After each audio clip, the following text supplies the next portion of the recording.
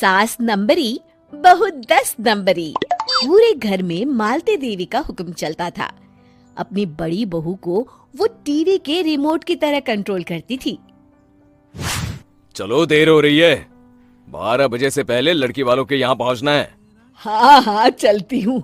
मैं तो भगवान से बस ये दुआ कर रही हूँ कि जिस तरह मेरी बड़ी बहू मेरी मुट्ठी में है, उसी तरह मेरी छोटी बहू भी मेरे इशारे पे नाचे। अरे भगवान, भला इस घर में किसकी हिम्मत है जो तुम्हारे खिलाफ जाने की हिमाकत करे। इस तरह मालती देवी अपने छोटे बेटे की भी शादी कर देती हैं। मालती की छोटी बहू फैशन डिजाइनर का कोर्स करके आई थी। उसका सपना था कि शादी के बाद वो अपना खुद का बुटीक खोले। एक दिन, क्या बात है छोटी, तू तो एक से बढ़कर एक डिजाइन बना लेती है। इसमें कौन सी बड़ी बात है दीदी, आप चाहे तो मैं आपको भी सिखा सकती हूँ। हाँ, फिर हम दोनों मिलकर एक बुटीक खोल लेंगे। लेकिन दीदी, उसके लिए तो बहुत पैसे लगेंगे। हाँ तो क्या हुआ, पैसे माँ जी से ले लेंगे। हाँ हाँ, मेरे पास तो पैसों का पेड़ है ना, तोड़ के तुम दोनों को दे दूंगी।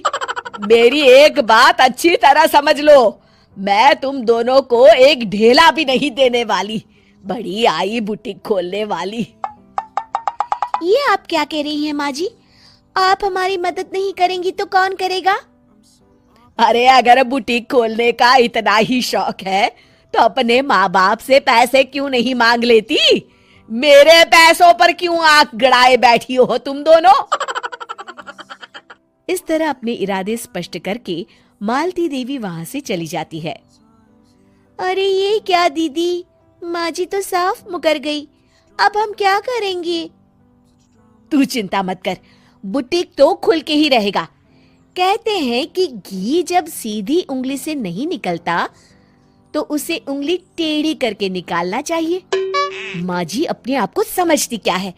पूरी सोसाइटी जानती है कि माँ जी ने अपनी सास को घर से निकालकर उनकी दौलत पर कब्जा कर लिया है। हाँ दीदी, अब तो जैसे को तैसा करना पड़ेगा। फिर दोनों बहुएं मिलकर एक साजिश रचती हैं। एक दिन, अरे नालायक, जरा ठीक तरह से पैर दबा, बिल्कुल मजा नहीं आ रहा। खाने पीने में तो कोई कसर नहीं छोड़ती। तभी वहां बड़ी बहू हाथ में एक फॉर्म लेकर आती है। माँ जी, आपके लिए एक खुशखबरी है। सरकार सभी बुजुर्गों को हर महीने 10,000 रुपये पेंशन देने वाली है। अरे ये क्या कह रही है तू? क्या सच में मुझे हर महीने घर बैठे 10,000 रुपये मिलेंगे? हाँ माँ जी, दीदी सच कह रही है। कल टीवी न्यूज में इस बारे में बता रहे थे। बस आप ये फॉर्म पढ़ के इसे भर दीजिए और अपने दस्तखत कर दीजिए। मैं इन्हें ले जाकर जमा करवा देती हूँ। अरे नालायक, बड़ी कामचोर है तू। इस बुढ़ापे में कहाँ तुम मुझसे फार्म भरवा रही है? खुद ही भर ले, मैं दस्तखत कर देती हूँ। ठीक है माँ जी।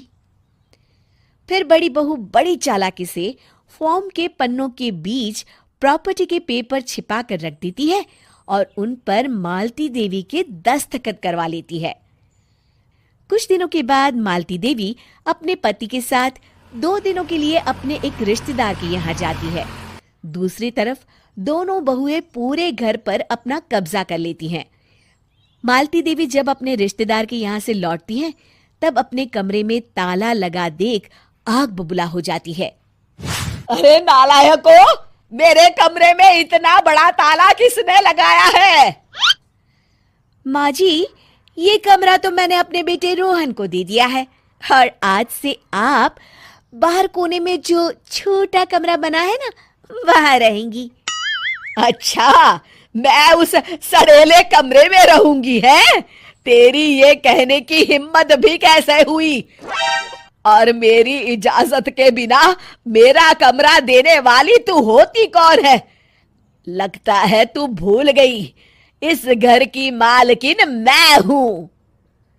तभी वहां छोटी बहू आती है। अरे माँ जी, आप इस घर की मालकिन नहीं है। अब इस घर की नई मालकिन हम दोनों बहुएं हैं। ये देखिए, इन प्रॉपर्टी के पेपर पर आप ही के दस्तखत है। अरे भाग्यवान, ये तुमने क्या कर दिया? दस्तखत करने से पहले एक बार ठीक से पढ़ तो लेती। अरे लेकिन मेरी बहुएं मेरे साथ ऐसा कैसे कर सकती है? अरे तो इसमें कौन सी अचरज की बात है? तुमने भी तो अपनी सास को घर से बाहर निकाल दिया था। टूटा फूटा ही सही, शुक्र करो कि इन दोनों ने कम से कम हमें रहने के लिए कमरा तो दिया। तुमने तो अपनी सास को वो भी नहीं दिया था। आज समझ में आया, जैसी करनी वैसी भरनी। चलो, अपना सामान उठाओ और चलते हैं।